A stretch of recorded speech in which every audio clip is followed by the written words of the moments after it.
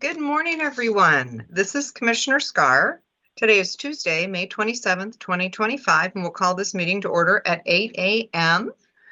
As a reminder, our call-in number is 1-971-254-3149. Conference ID 866-914-607#. Before we get started, I'd like to remind everyone to mute their phone. You can do this by pressing *6. Please unmute yourself when called to speak, again pressing *6. It is very important for all others to remain muted. Thank you. Okay, we've called to order, so I would like to say good morning to my fellow commissioners. Commissioner Bell, good morning. Good morning. And Commissioner Fournier, good morning. Good morning, everyone. All right, thank you. Okay, we're going to jump right in. We do not have Adventist Health Tillamook today. Eric was unavailable, so we will jump and see if the Coastal Caucus perchance was able to join us. Do I have either Representative Javity or Senator Weber? Okay, not seeing their numbers or hearing from them, we will go ahead and move ahead to the Tillamook County Community Health Center. Do we have Ed Colson or Corinne with us this morning?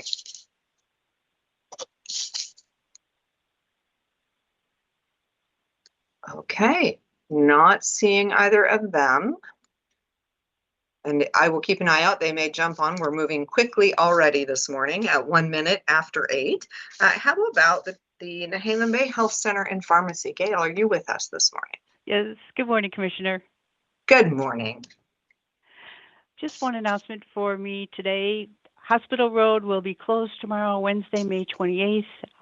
That is so crews can continue to work on some items they need to take care of on Hospital Road. Detour will be clearly marked to take Hall Street. So if you're in the area and would like to visit, please come up Hall Street. Otherwise, we continue to make plans for occupancy this October for the new facility. I think I noted this last week. Orders for equipment and furnishings have been placed, and we're continuing plans for a ribbon cutting and open house with facility tours to express our appreciation to the community and to our many collaborative partners. It will likely be on a Saturday in October. So more details will be shared as they are available. And that's it for the Nehalem Bay Health Center and Pharmacy in Wheeler this morning. Thank you, Gail. Appreciate that. And it's just so exciting as every step closer to the opening of the medical center up there. So thank you. And I do see that Camille Sorensen has joined us. Good morning, Camille. We're moving quickly this morning, so I will jump back and look forward to your report. Welcome. Good morning. Thank you. I apologize for joining a little late. I just had one thing, and that was to remind people of the Tillamook County Family Health Day happening on Saturday, the 31st from 10 a.m. to 2 p.m. at the Tillamook Junior High Field and Pasadena Activity Center. This event is packed with family-friendly fun, health and nutrition resources, games, community organizations, and some awesome giveaways. The free Adopt a Bike event and also an exciting bike rodeo. Tillamook County Family Health Day is brought to you by the OSU Extension Office, the YMCA, and Tillamook County Wellness. And that is all I have for today. Wonderful. Thank you. We'll hope to see everybody there. Okay, moving on to Tillamook Family Counseling Center is also unavailable this morning. So we will move on to emergency management. Randy Thorpe, good morning.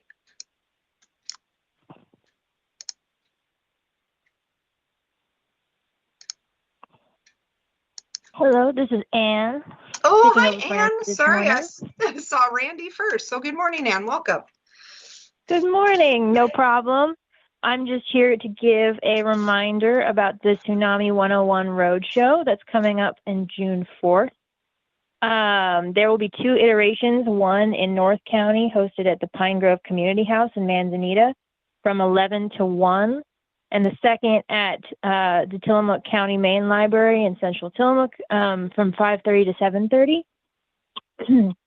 This is an opportunity to really hear from the experts. We're going to have people coming in from the National Weather Service, from the Department of Geology and Mineral Industries, and from the Office of Emergency Management to talk about really bridging the gap between the science of emergency management and geological disasters, and what you need to know to be prepared for yourself and your community and your family. So it's just a great opportunity to come, bring your curiosity, bring your questions, and learn more about how we prepare for disasters. Okay.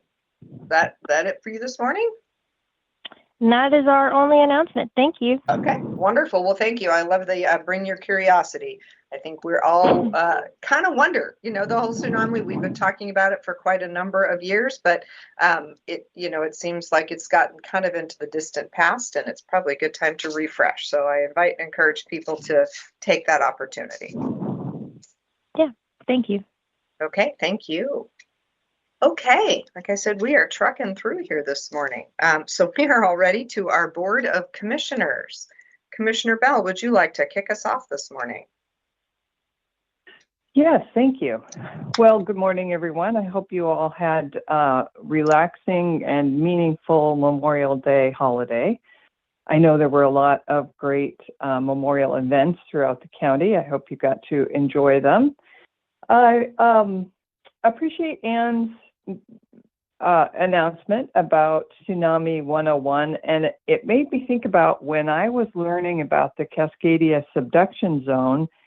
I think it was in 2011 as a result of the Tohoku earthquake and subsequent tsunami that was so devastating in Japan. And I worked for the Headlight Herald then, and so I started learning about the subduction zone and the threat here. And it really is fascinating. And it's interesting to reflect. I know Commissioner Scar is a native Oregonian and Commissioner Fournier is not, but it's interesting to reflect on how it's new science. When we were kids and we were growing up, going to school, at least here in Oregon, that we were taught that there were no earthquake threats in Oregon, the same as there were like the Great Fault Lines in California, et cetera. There were no significant earthquake threats in Oregon, and they didn't know about the subduction zone at the time. And so that's relatively recent science, and what we know about it for sure now is that the pressure that's building out there where it's called the subduction zone because the oceanic plate subducts the Pacific, the land plate, and so the North American plate. So where it's sliding underneath, it's creating this tremendous pressure that occasionally has to break. And so they've been able to map how often that's happened in the last 10,000 years. So the important thing to know about that is that it has to happen. There's no way that it's not going to happen because the pressure is building. What we can't know is exactly when it will happen, but they have mapped out how often it happens. So they do know now when it happened last, which was in the year 1700. And there's no written record of that on our coastline because it wasn't inhabited by people who are keeping written records. It was, of course, inhabited by native people, and there are records of it in their storytelling. But there are no written records here on the West Coast of that earthquake and tsunami. However, there are written records of it in Japan because the tsunami was so powerful that it traveled all the way across the ocean and hit villages in Japan. So what I'm getting at is the last time it happened was 325 years ago, and it happens periodically, and it will happen here again. So it behooves us, to Commissioner Scar's point, it seems like it gets kind of distant, like, 2011, that was a long time ago, and we're not thinking about it now. But the timeline that we're working with is much longer than that, and it behooves us to continue to prepare, to get prepared and stay prepared. And part of the challenge of that is encouraging new people, encouraging younger people to get prepared and to care about it, encouraging newcomers to the area to get prepared and care about it, and join a preparedness group, join a neighborhood group, and get active and get involved, because it's going to happen here, and maybe in our lifetimes, maybe not. Maybe next week. We don't know when it's going to happen here, and we will be in a much better position if we're prepared, if we're ready to take care of ourselves and our families and our neighbors. So thank you, Anne, for doing that work, and thanks for talking about it. I wanted to talk just a minute about the election, because I've been talking about the election for a couple months now. And so specific to ballot measure 29-183, where we proposed raising transient lodging tax by 4%. That is currently, that the results of that ballot measure are not yet final. So currently it's 20 votes to the negative, and that's too close to call. So what happens next is we'll get the next official count from the clerk's office on this week on Thursday, and 5 o'clock, I think. And by then, they will have gotten all of your ballots that were mailed in the mail had to be postmarked on election day, but they can still be received for a week after election day. So they can still be received, in the mail processing, received through today, I think Tuesday, and then counted and reported on Thursday. And so there could still be ballots in the mail. No one knows. And also there are a number of ballots that had challenged signatures. So people's signature had changed over time. And that's interesting, because the clerk's office is trained to recognize, to look at every single signature in our election, in a local election, and match it against our signature on file. So if your signature has changed significantly and they can't match it, then they send you a letter and say, hey, come, update your signature. And so you still have a chance to do that. And also people who didn't sign the ballot envelope. So people got letters for their challenged signatures. They got letters for the no signature on the envelope, and they're invited to come back into the clerk's office and sign. So 20 votes difference, too close to tell. We don't have the final result yet, and we will talk about that again next week, when the election won't have been certified by next week, but I'll be happy to give an update next week. So that's all I have for this morning. Thank you.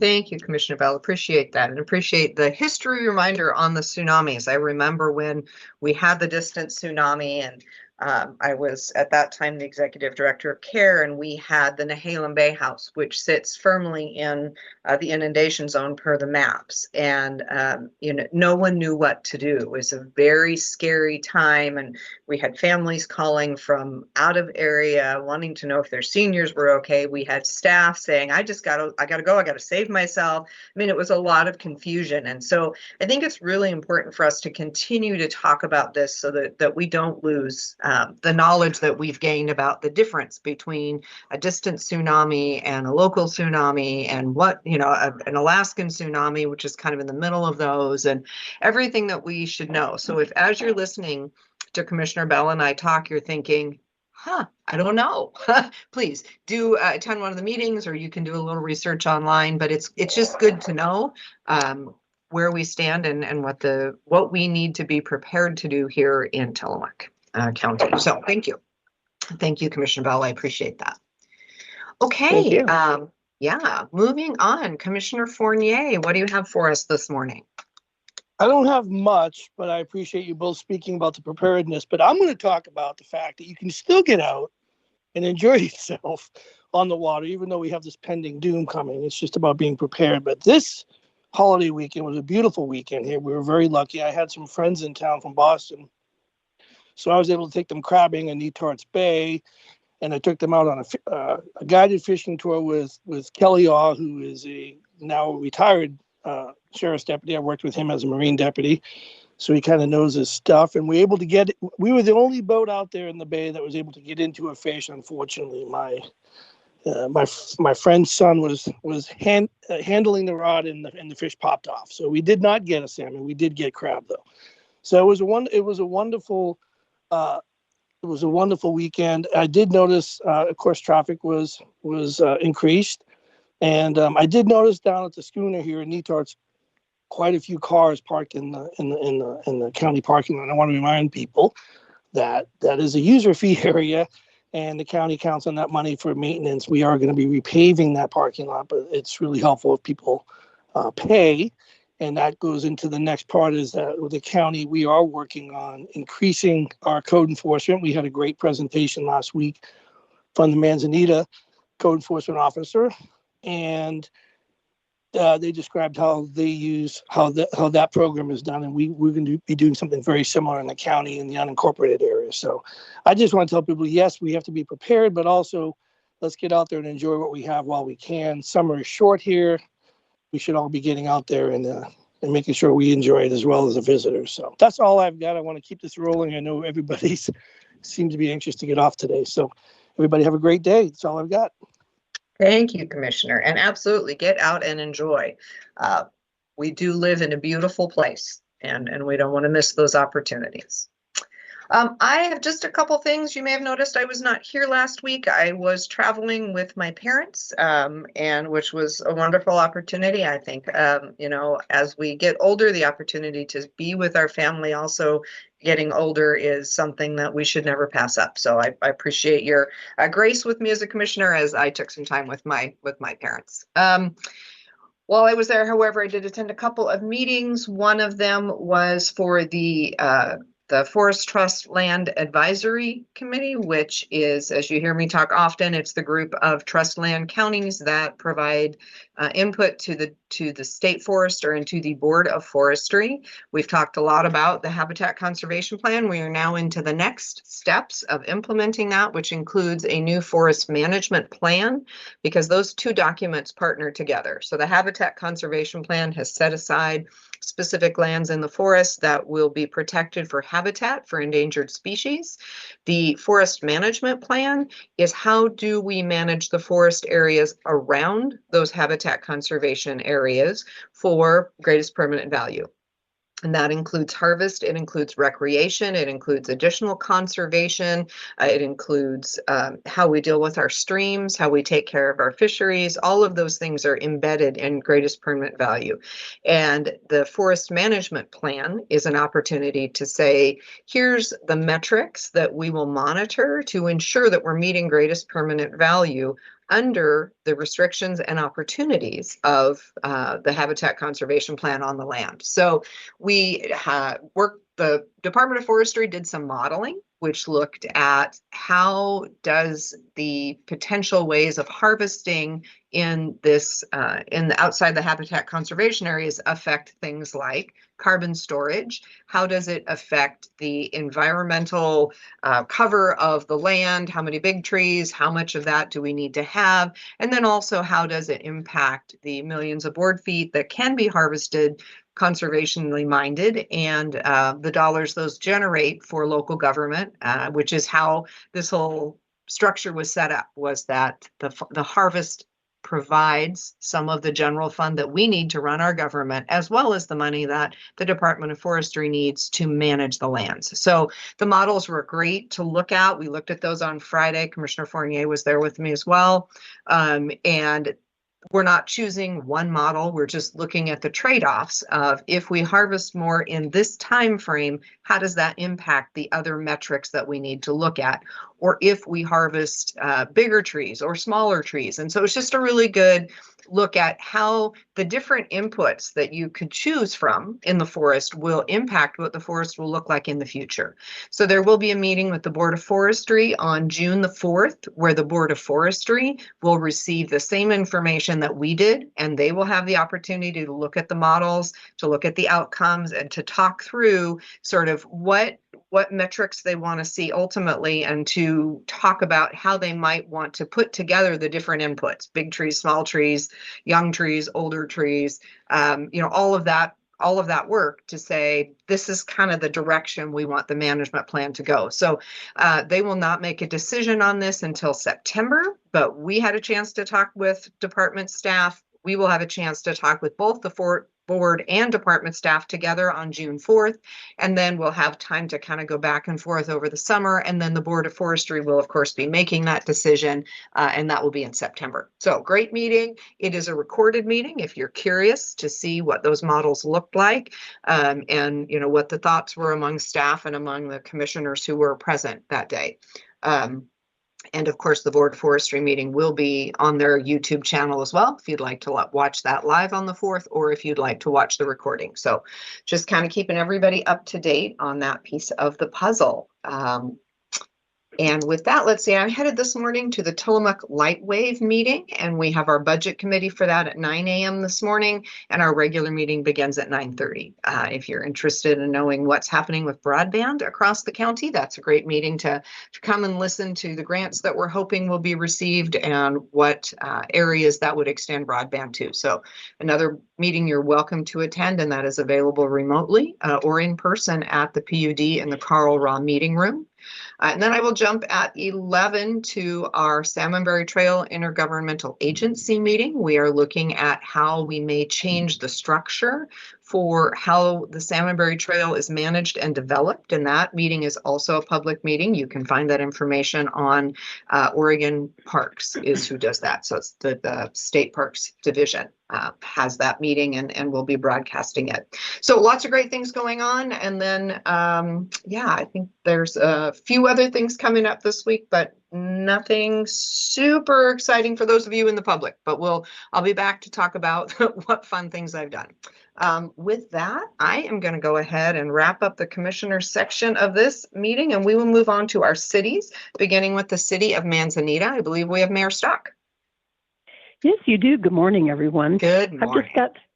Thank you. I've got 3 things this morning, 2 in the lines of meetings and in community input, public input, and then the other a shout out and a thank you. The first, we will have our final budget meeting for this round of meetings for the 25-26 budget tomorrow night at 6 p.m. That's the council meeting in special session, and that will follow on a lot of hard work and great contributions from both the council, but also our citizen members of that community who helped go through that and help us make sure we were in good shape with the budget for the following year. So that's tomorrow night at 6. We are also continuing a series of workshops and community input or public comment sessions as we move towards finalizing the changes to our zoning ordinance and subdivision and land partition ordinances. This work's been going on for months now, and the next couple of things I'd call out is our Planning Commission has a session on June 2. That's a workshop where they're continuing to kind of finalize and finish up what they will be proposing. And then on June 9th, there will be a public hearing hosted by the Planning Commission about that. Those are both available to the public via Zoom. We will be in our regular channel. If you're not comfortable with Zoom, we will be so grateful to be in our new city hall after this summer. So all of these kinds of meetings can be held in person, which I think we'd all agree is a friendlier and easier place for a lot of people to speak up rather than online. So, but anyway, we'll continue with that and make sure we get as much public comment as we can. So those are 2 meetings coming up this week. And then I'd like to give a thank you regarding our Memorial Day celebration here in the Nehalem Bay area. So the Nehalem American Legion Cemetery, which many of you may already be familiar with, is the site for a Memorial Day recognition ceremony. And we had that yesterday at 11. It was beautiful. It was beautifully done. It's just quite moving. We had about 200 people show up for that. It is sponsored by the Nehalem Valley Historical Society. And I would like to call out in particular a local volunteer, Eileen Nordquist, who's been instrumental in pulling together the support and the community involvement to get that cemetery cleaned up and kept in good shape on an ongoing basis. And then also was the person, with others, of course, who helped organize the ceremony yesterday. It's lovely to see our fire and rescue department out in force, and they were all there in uniform lined up, and they were the folks who, along with the help of some scouts, went around and marked the graves of the veterans who are buried there, and there are a considerable number of them. So I'd just like to thank the community and thank the Nehalem Valley Historical Society for making sure we have a meaningful and good ceremony to honor our veterans on Memorial Day. And that's it from Manzanita. Thank you. Wonderful. Thank you, Mayor. Okay, I did receive notice from Mayor McNeely in Rockaway that he would not be able to join us today. So we're moving quickly through our cities. The next city we would have is Bay City with Mayor Leanne Welch. Good morning. Good morning. I just have a few things this morning. Bay City has coffee with the mayor and city manager at 9:30 this morning at City Hall. So people are welcome. We have generally a robust conversation. We just opened the Bay City campground for the season. So we have camping for hiker-biker. We have tent sites and we have RV sites. There's no reservations and it's first come, first serve. And so when all the other campgrounds are full, it's a nice place to camp. And the last thing I have is that we have a planning commission vacancy. So for those that in our community that are interested in development and what's happening with what's going on in Bay City for upcoming development, you might want to throw your hat in the ring. And that's all I have for Bay City today. Thank you. Thank you, Mayor. Appreciate that. Okay, and then we have our new city manager for the city of Tillamook, Sean Lewis, I believe, is with us this morning. Good morning, Sean. Today we have our TURA, the Tillamook Urban Renewal Agency, and our city budget hearings tonight beginning at 5:30 here at City Hall. So invite all of the Tillamook residents to come out and share your thoughts on how your tax dollars are being spent by the city. That's all we have for Tillamook today. Hope everybody had a great holiday weekend. Thank you. Appreciate you being with us. There are budget meetings galore, so we do encourage everyone to get involved, understand where your tax dollars are going. There's a lot of good work being done with them. Okay, with that, I think that we have wrapped up in record time today. So I would just like to thank everyone for listening today. I'd like to thank KTIL for broadcasting, and we will adjourn this meeting at 8:27 a.m. Thank you.